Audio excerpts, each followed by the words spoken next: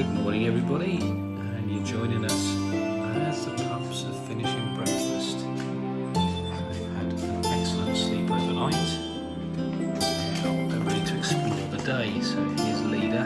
Keen to see if she can find a way out. And we'll start to investigate that. Oh, Athena, are you gonna bark at mommy's tail? See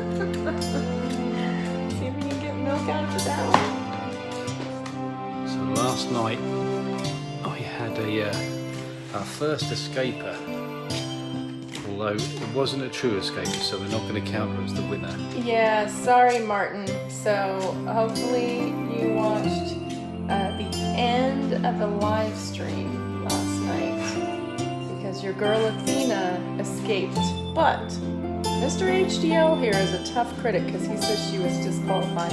Why is that? Well, the adjudicator says that I don't know what that word means. any attempt must be unassisted. And Athena was having a very good go at climbing over. Sadie came up behind her and just gave her a big shove with her nose. And she did a triple backflip and landed on our blanket outside. Okay, that's a